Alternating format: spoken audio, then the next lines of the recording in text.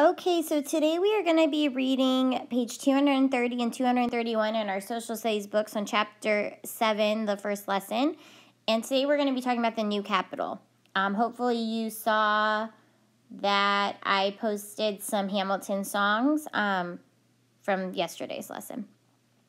A new capital. In 1790, leaders wanted a new city that would be the center of government and not part of an existing commercial center, such as Philadelphia or New York City. George Washington chose this location. The nation's capital would be built on the Potomac River between Maryland and Virginia. It would not be part of either state. Although they disagreed on many issues, Jefferson and Hamilton compromised on others. Hamilton wanted the nation's capital to be his home city of New York. Hamilton had compromised on the Potomac River location after Jefferson had agreed to Hamilton's plan for paying off war debts. So compromise, you give up something to help someone else, but then eventually they would give up something to help you. The capital city was named Washington, District of Columbia, D.C., in part to honor George Washington. Pierre-Charles L'Enfant, a French engineer, designed the city with wide streets that led to important buildings and monuments. Andrew Ellicott and Benjamin Banneker, a free African American, served as the surveyors for the city. A surveyor measures land. John Adams was elected the country's second president in 1796.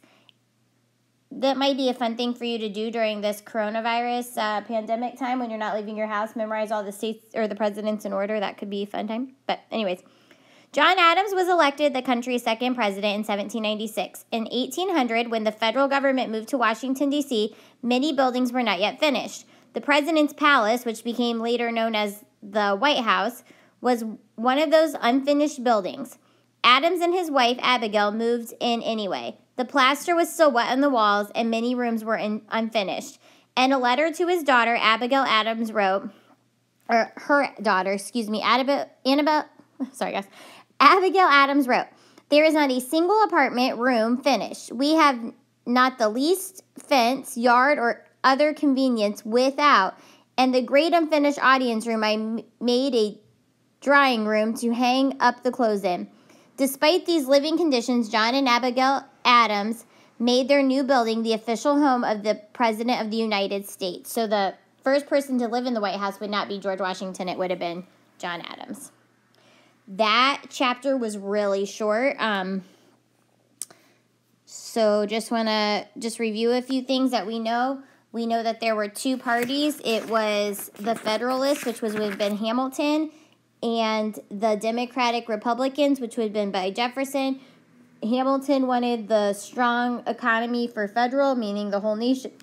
Thomas Jefferson did not. He thought the state should have more power. There was an electoral college, and remember, that's the group of people that actually vote for the president. We talked about that. Hillary Clinton won the popular vote, but Trump won the electoral college. It's all about getting those delegates. You might hear that word a lot on the news. They had a cabinet, which made the important decisions. Thomas Jefferson was Secretary of State. Alexander Hamilton was Secretary of Treasury, and even though it's called Secretary of State, it deals with other countries. Alexander Hamilton is Secretary of Treasury. Secretary of War is Henry Knox, and Edmund Randolph is Attorney General. I'm actually going to look up the names of the cabinet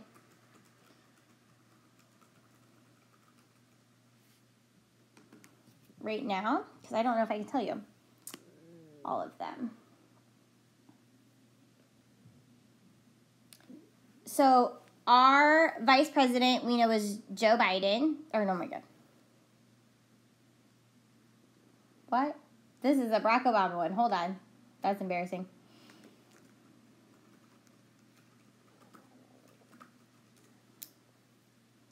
It didn't register because we've been hearing Joe Biden's name so much I wasn't thinking.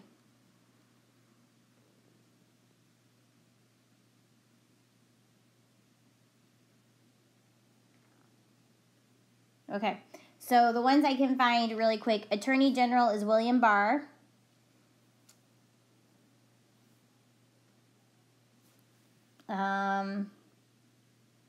They're not in the same order.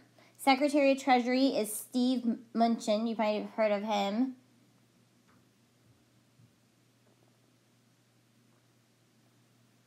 Secretary of State is Mike Pompeo. You probably heard his name. And Secretary of War, I don't see. Let me Google it.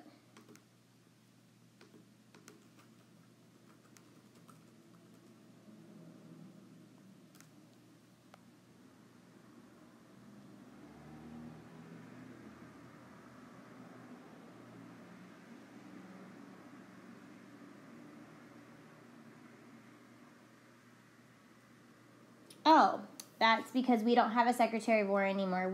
Because they established the National Department, the Department of Defense.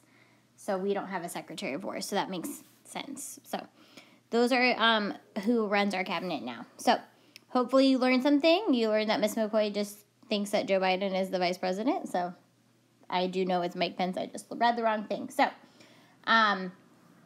tomorrow or the next time we do social studies, we will start learning about what Jefferson did to help America by buying something. So if you want to do some research and figure out what he bought that helped America, you can do that. Bye.